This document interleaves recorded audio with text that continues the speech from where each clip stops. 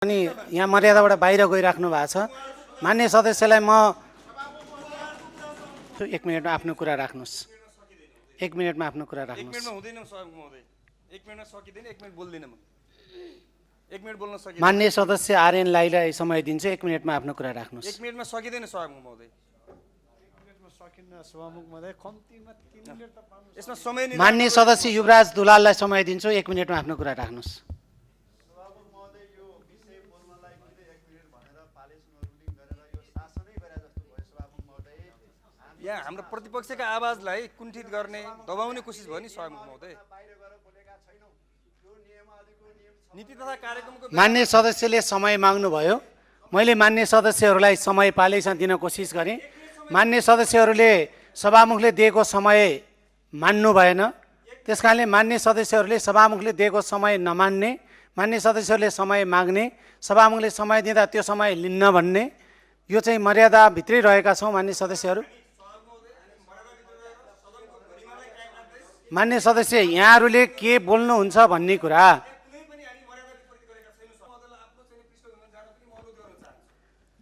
मान्य सदस्यलाई मैले समय नि दिएको छैन, माइक पनि दिएको छैन। मान्य सदस्य एकहोरो बोलिरहनु भएको छ।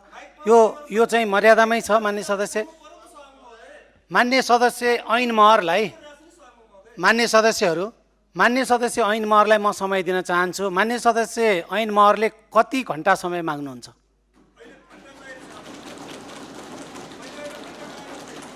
मान्य सदस्य ऐन महरलाई मैले दिएको समय जब तपाईँलाई सभामुखले दिएको समय तपाईँलाई स्वीकार्य छैन भने अब तपाईँले भन्नुहोस् कति समय दिउँ? अब सबै मान्य सदस्यहरूले सभा हलबाट मागेको अनुसार समय दिएर सभा चल्छ। मान्य सदस्य, धन्यवाद। मान्य सदस्यले कुरा बुझिदिनु भयो। सभामुखले जान्ने कुरा हो। सभामुखले 1 मिनेट समय दिएको छ, बोल्नुहोस्। मान्य सदस्यलाई माइक दिनु अगाडि विषय के हो, के का लागि उठ्नुभयो?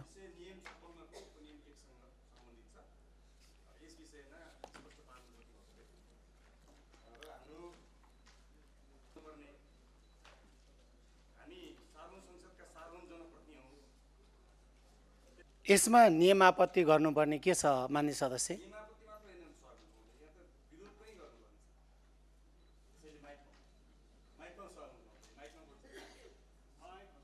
के विषय स्पष्ट पार्न चाहन्छ? मान्य सदस्य, मान्य सदस्य ऐन महरलाई 1 मिनेट समय दिन्छु। 1 मिनेटमा आफ्नो कुरा राख्नुहोस्। 1 मिनेटमा आफ्नो कुरा 1 राख्नुहोस्। मिनेटमा हुँदैन सभामुख महोदय। 1 मिनेटमा सकिदैन, 1 मिनेट बोल्दिन म। 1 मिनेट बोल्न सकिदैन। मान्य सदस्य आर्यन लाईलाई समय दिन्छु। 1 मिनेटमा आफ्नो कुरा राख्नुहोस्। 1 मिनेटमा सकिदैन सभामुख महोदय। 1 मिनेटमा सकिन्न सभामुख महोदय। कम्तीमा 3 मिनेट त पाउनु। यसमा समय नै मान्य सदस्य युवराज दुलाललाई समय दिन्छु। 1 मिनेटमा आफ्नो कुरा राख्नुहोस्।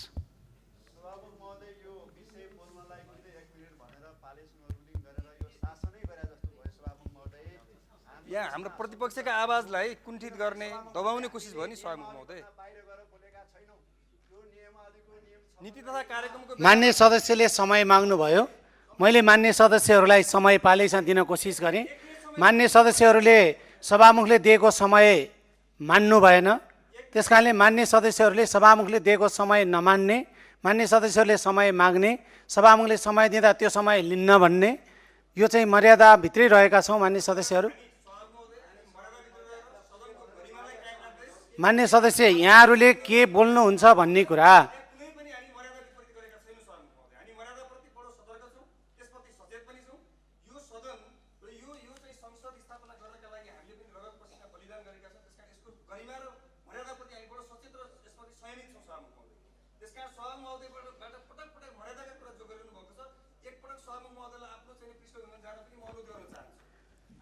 मान्य सदस्यलाई मैले समय नि दिएको छैन, माइक पनि दिएको छैन। मान्य सदस्य एकहोरो बोलिरहनु भएको छ। यो चाहिँ मर्यादामै छ। मान्य सदस्य, मान्य सदस्य ऐन महरलाई, मान्य सदस्यहरू, मान्य सदस्य ऐन महरलाई म समय दिन चाहन्छु। मान्य सदस्य ऐन महरले कति घण्टा समय माग्नुहुन्छ?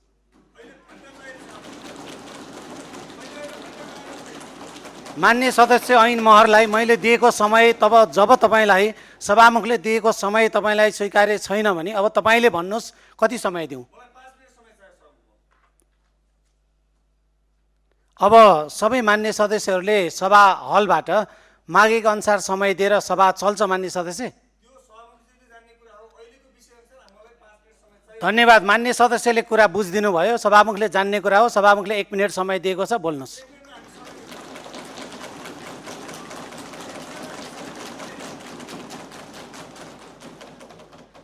आवाजलाई कुन्ठी गर्ने गरी दिनुभयो नि सभामुख महोदय। 5 मिनट भनेको मैले सभामुखजीले घन्टा भन्नुभयो, मैले घन्टा मागेको होइन नि। 1 मिनट ठाउँमा 5 मिनट मागेको सभामुखज्यू। त्यसकारण 5 मिनट समय उपलब्ध गराइयोस्। हामी आफ्ना कुरा राख्छौँ। अरू मान्यज्यूहरूले पनि राख्नुहुन्छ। विषय गम्भीर छ, विषय अत्यन्त अरू मान्य सदस्यले राख्नुहुन्छ या राख्नुहुन्न, मान्य सदस्य यहाँलाई त्यो विषयमा पनि यहाँ मर्यादाबाट बाहिर गइराख्नु भएको छ। मान्य सदस्यलाई म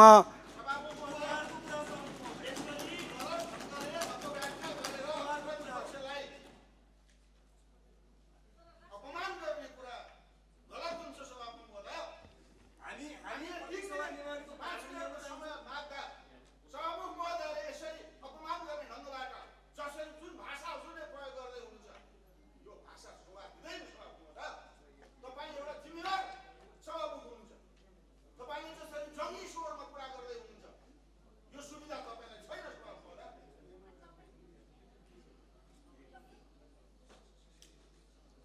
समय पाउँ सभामुख महोदय। 5 मिनट समय उपलब्ध गराइयोस् मलाई चाहिँ।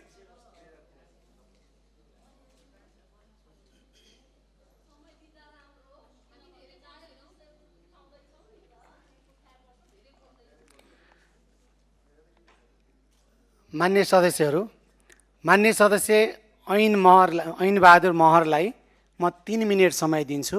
3 मिनटभित्र आफ्नो कुरा राख्नुहोस्। अन्य मान्य सदस्यहरू बस्नुहोस्।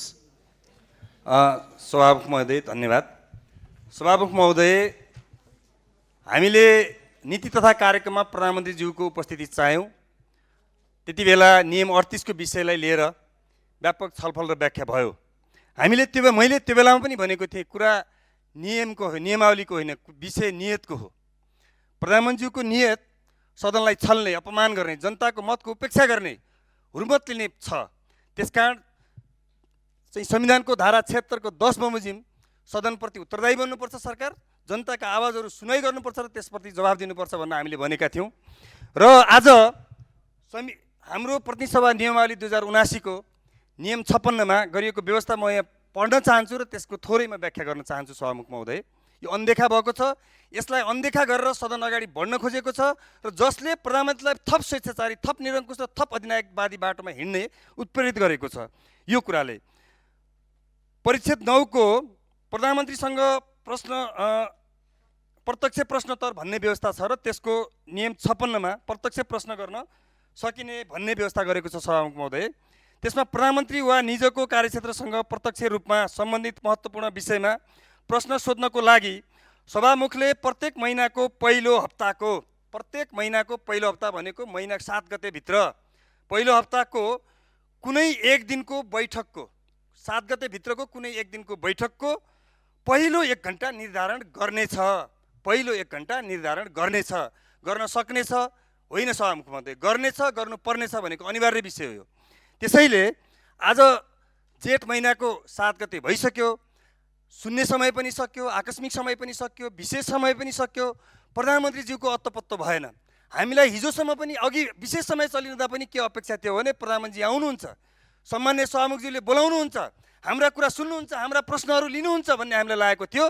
विशेष समय सकिँदा पनि यति सत्र 2-3 चाहिँ चरणमा अगाडि बढ्दा पनि प्रधानमन्त्रीज्यूको अत्तोपत्तो भएन। त्यसकारण प्रधानमन्त्रीलाई उपस्थित गराइयोस् र नियम 56 लाई चाहिँ कार्यान्वयन गरिकन अगाडि बढ्योस् र त्यो नियम 56 कार्यान्वयन नगरिकन हामी चाहिँ सदन अगाडि नबढोस् भन्ने कुरा राख्दै हामी हाम्रो विरोध जारी राख्ने कुरा सम्मान्य सभामुखज्यूलाई अनुरोध गर्न चाहन्छु।